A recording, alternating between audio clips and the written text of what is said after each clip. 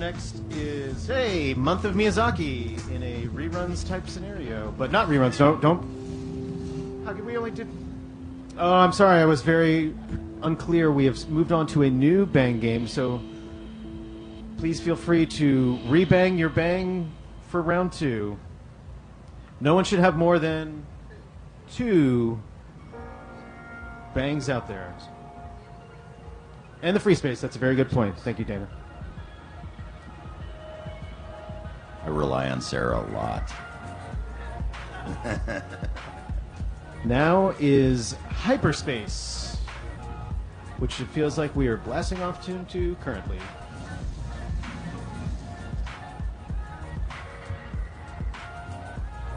We need to... I'm going to really start shaking these because now we've done the same one several different times. Up next is the Toonami comic is coming, which we, once again, is actually coming.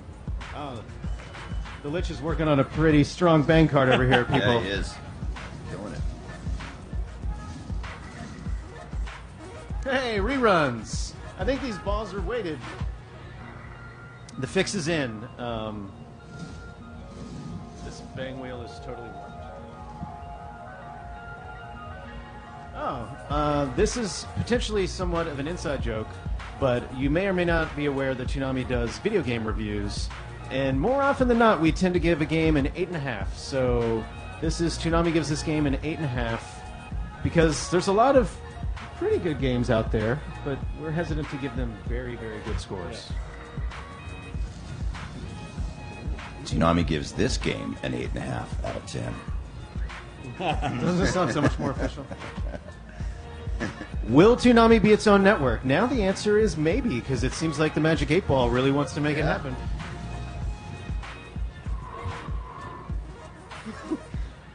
This is going way back in the Wayback Machine. Hamtaro is the next. Oh, wow.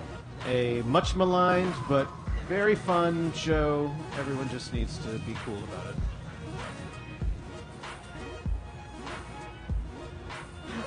A relatively new entry into Toonami lore, Shia Farts Lightning, which is from Sarah Hardy's recent re-edit of the Shia LaBeouf video that you probably saw not on our official YouTube because we uploaded it really late to that, but you may have seen it somewhere. You're doing a very good job coloring in your Toonami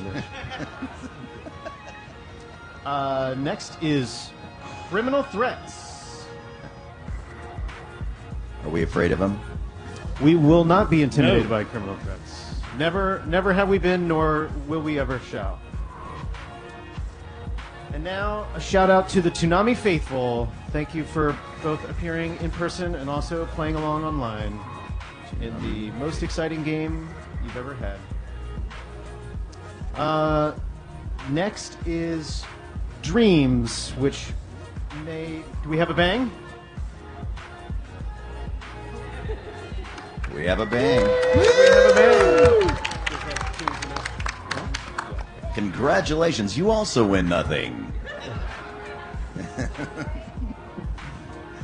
So hang on to your bang cards. But our admiration. That's the only souvenir that we could afford to give you.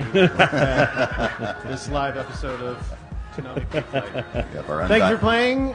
We enjoyed playing it. Hopefully you enjoyed playing it as well. Feel free to keep both your cards and your daubers. Is that accurate? I think it is. If it's not accurate, we're going to give you the dauber for free anyway. So Woo! Act now. I can't fix this thing, so I'm not going to try.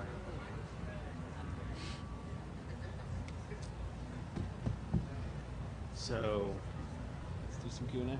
no, it's a Dennis thing. Oh, yeah.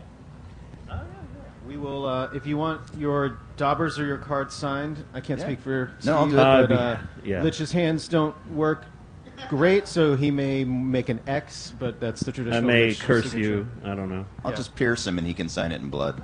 But we will figure out a way to do that and let you know towards the end of the broadcast. But next, we are going to be showing a piece from the voice of Sarah, Dana Swanson.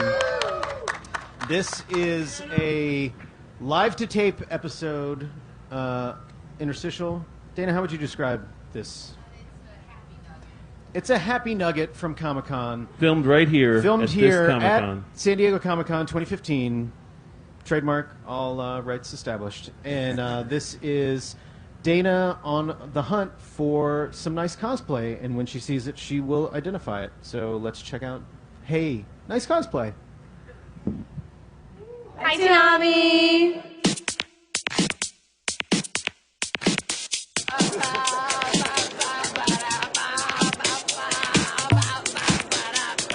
Hey, what's going on? It's Dana Swenson. I'm here at San Diego Comic-Con, and I just want to find some nice cosplay. And that might be you. Hey, nice cosplay. Finn from Adventure Time with Tuxedo Mask from Sailor Moon. We're cosplaying as Mandalorians from Star Wars. Hey, nice cosplay. This is great. Hi. Yuri Elsa. Yes. I found Naruto. Naruto's here. I found Naruto. Welcome to Frozen Road.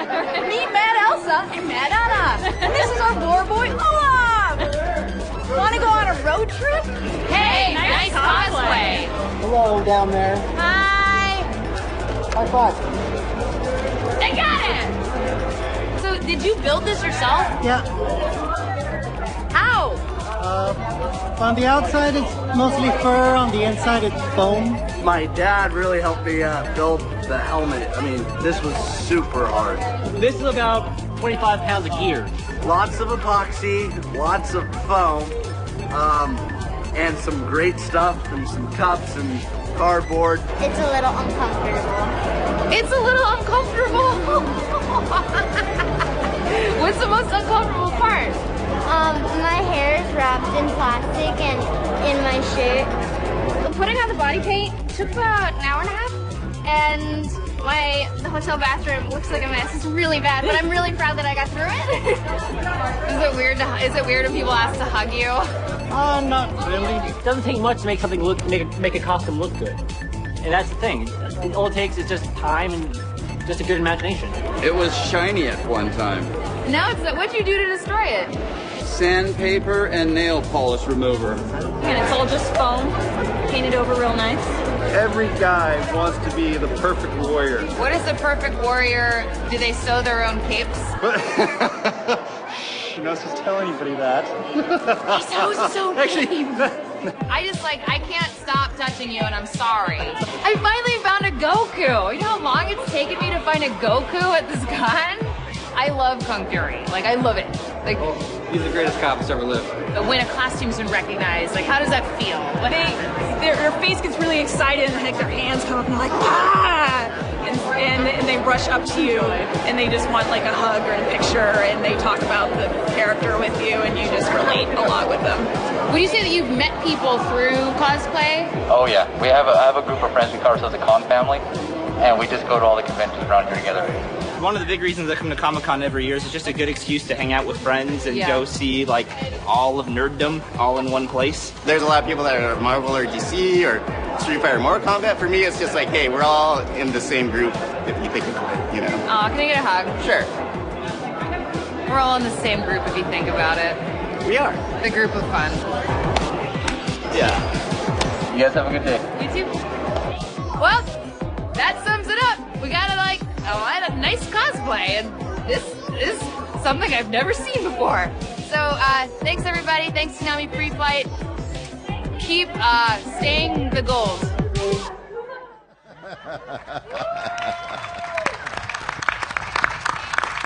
Thank you very much, Dana. That was awesome, and was some nice cosplay. Hey, nice cosplay. Nice cosplay. So now I think we're on to question and answer. If anybody here has questions, it's totally fine. If you don't, we have some that we wrote down from other people ahead of time. If you do have a question, you can just shout it out. No, they've got microphones. We You got to beam it back to the you can peoples speak in the carefully world. into the microphone placed in front of you. So we have Hello. no idea All right, there we if go. people are. Oh, there we go. This is a question for Steve about Great. Zeb.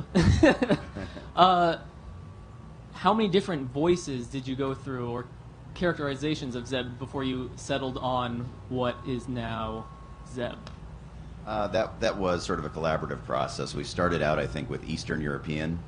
I think we tried Italian, Irish. We did all kinds of different things. We started going into England a little bit of northern, a little bit of southern, and then into Australia. And we sort of took an amalgamation of the UK accents and the Australian accent. It's basically a terrible British accent.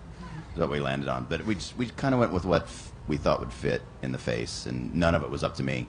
So, but my first instinct was to kind of go like this. I mean, it was really there. I started more with a Cockney kind of thing, but it was completely unintelligible. It was the same voice. It's all right, mushing all the words together so much that we wouldn't have been able to make a TV show. So, yeah, that's where we landed. Excellent question. It was an excellent question. So we have a few questions written down that may spur more questions, or if not, then we can just wrap up this episode of Toonami Preflight. Joshua Michaels, I guess we're cool to use these people's names. They put it on Facebook. Well, it's too late now. JM says, if you could bring back D into the current Toonami lineup, would you? Were you mad that Tom Kenny didn't shout out D when he was going through his roles? I think that refers to the previous generation of Toonami where we had multiple characters on the bridge, and one of the characters, D, was played by Tom Kenny. And he had fun with that character, trying to come up with a voice he had never done before. So he doesn't usually do very bassy, low-end voices. And for D, he came up with a guy who's kind of like this. Like he just for fun, for his own entertainment. I would love to bring D back, but I don't see it happening anytime soon. If you have another question, shout it out, because we're going to burn through a couple of these. Jose P., that seems like probably the most official legal way of doing this. How long do the segments like game reviews, Tom speeches, and other bumps take to make? That sort of depends on which one of those things. Those vary. The Tom speeches of those lists takes the most amount of time. That is usually almost a month, if not potentially more, depending on getting the writing down, getting the script, making sure that Steve says all the words right. Only takes me about 15 minutes. I got the easy part. And finding all the clips is really the longest part. The editors have far and away the hardest job with those. The game reviews is sort of the flip side of that. The game reviews take the longest to load in all the footage and write, but the actual editing of the game reviews is somewhat easier because it's sort of just step to step to step to step. And then the bumps is probably the easiest, and I'm sure the editors would totally disagree with that, but just from a time standpoint, I think that's accurate. Yeah. Would you disagree with any of that, Lich? And then we usually have a weekly-ish VO session with Steve that we read packaging that we update sort of once a month. We have the opens, game reviews, the speeches. Do you have a favorite of your voice children for Toonami that to do, like from a performance standpoint or from a personal satisfaction standpoint? Yeah, Is it the ones that I don't write that you enjoy the most? Yeah, because you make me miserable. No, no, I love the inspirational speeches, and the way you guys cut them together, and the response from the fans has been magical. Like Fall Down 7 Times. I mean, some of these speeches have really impacted people's lives in a very meaningful and surprising way, and that's become far and above my favorite thing to do, just because I know that we're going to be touching people out there by doing them. So kind of changed me on a cellular level and gave me more purpose than just being a voice monkey in a rubber room. So thank you guys for doing that. You're welcome. They make those rooms out of rubber now? Uh-oh. We had a bang ball. Stray ball. Just one note. If anybody decides to leave early, we won't be mad, but please make sure you get a Toonami shirt on your way out. There are Toonami shirts for everyone. But only if you wait until the very, very end. But if you do leave early, just make sure you get your shirt on the way out. Like, just go out and it'll be there. Oh, you have a question? Oh, yeah. Questions in person always trump questions on paper. Have you guys ever used your voices at inappropriate moments from like a specific character, like i.e. in bed? I typically use my natural speaking voice, so I don't know. The answer is probably yes to that. Steve probably has a much more interesting Steve has a more complicated answer to that question, I think. I use Troy Baker's voice in bed, which is really awkward, especially when he's there with me. No, wait. Yeah, I do it all the time, but I think it's unconscious. It's sort of like a Tourette's thing. No, the worst time was when I was at a Toys R Us or someplace, and I was looking at one of my action